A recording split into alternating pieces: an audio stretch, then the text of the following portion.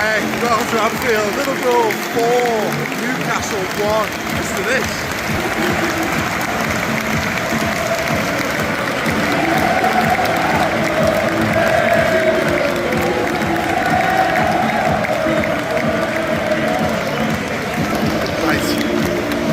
I was writing mentally a very, very different match report around, 35 minutes into this game? Doesn't matter now. Look at this, listen to this.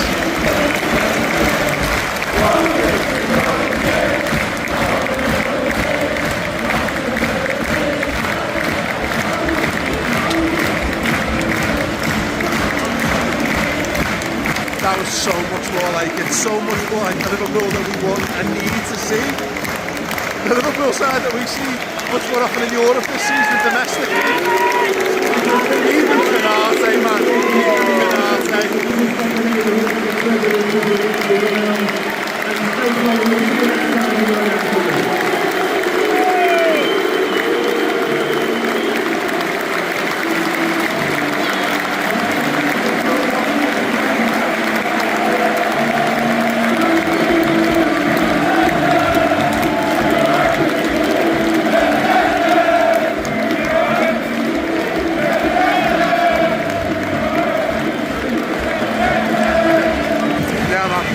Wonderful, beautiful, incredible, everything we needed.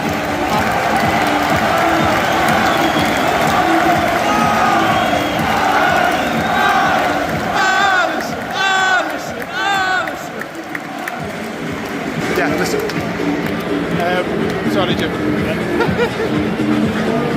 Yes, everyone, hi. So yeah, first half was dire, absolutely diabolical. Liverpool couldn't get on the ball, they couldn't make anything happen. Newcastle were good for a 1-0 lead, and then it was like a switch flicked, and Liverpool just decided, no, we're having this. And Kerkers and Wirtz and obviously Hugo Ekitike, my God, what a player Hugo Ekitike is. He's absolutely unreal. He should have had a hat-trick really. The chance in the second half where he absolutely runs the legs off Dan Burn. And bear in mind, Dan Burn is like 95% legs. Sensational performance. He is that level. He's got that kind of ability. So it's happening more and more game by game. More and more game by game, where he just goes, nah, I'm better than these, I'm going to go and show the world that I'm better than these. More of that Wirtz, exactly the same. Too good at times, just too good, and we're so lucky to have these. And what we're seeing, and what we've seen in the last month, is the lads we brought in the summer stepping up when we needed them to do it.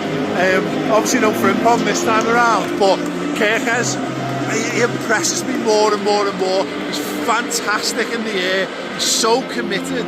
He's just, the left back that we bought, and that's not the first time I'm saying this. I'm saying this for a few weeks now. Great, excellent performance from Kerkers. The Ekitike magic, Wirtz, magic. These lads are really turning up for us, and it must be hard. You know, it's hard for any player, I think, to walk into a team that is the champions, let alone a team that's gone through the level of heartbreak that team's gone through and all the other stuff. The pressure's on more than you can know, and these are young lads as well. Young lads. You know, they are, and I know, look, if you're in your early 20s, you know, you're a grown-up, you are. I'm looking, mentally, I'm still 22 in my head. But I'm very much not in terms of my actual age.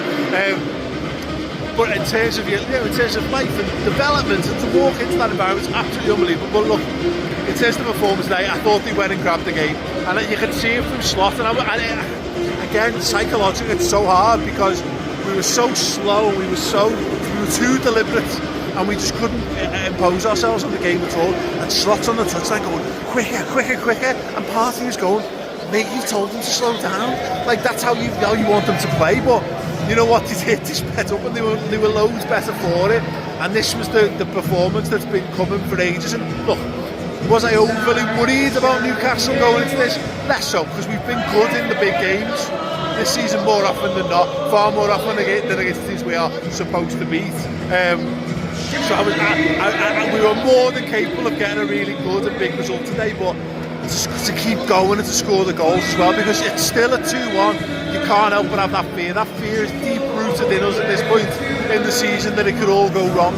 And one of the main reasons, I can think of like 3 reasons why it didn't go wrong. Virgil van Dijk, brilliant. Alisson Becker, best game for ages, because he was just commanding, did all the things he was supposed to do, but then he made big saves as well. A little shout for Ibou Konate, who's next.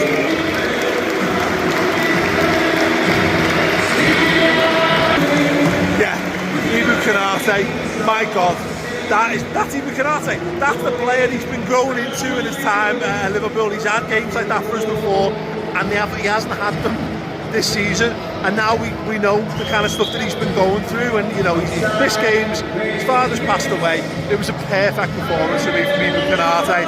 The fact that he got the goal as well, he had the volley and he scored it. Oh my God, I want this for him. I want this goal for him so badly, so that he can have that moment of Alisson running the length of the pitch to give him a kiss, because he knows what it's like to go through.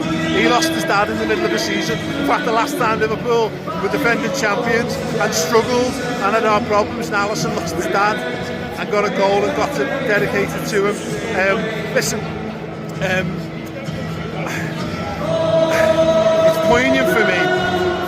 Just under 2.5 weeks ago, my wife's mum went into hospital, wasn't right, went into hospital, was diagnosed with a terminal brain tumour, terminal brain cancer.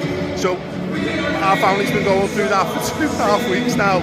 My wife's put herself through the absolute ringer, and it robs you of all kinds. You know, as a result, football's taken a back seat to me.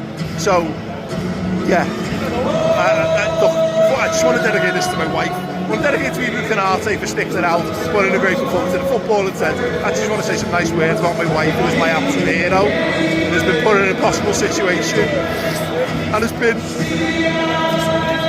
an absolute rock for her mum, for her brothers and sisters, for me and for everyone.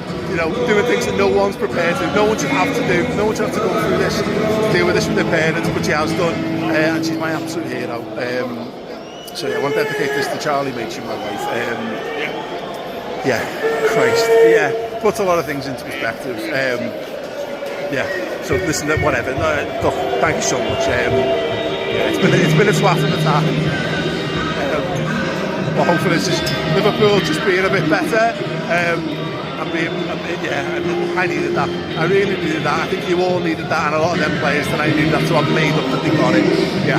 Thank you so much for watching, for subscribing, for listening. Yeah, thank you so much.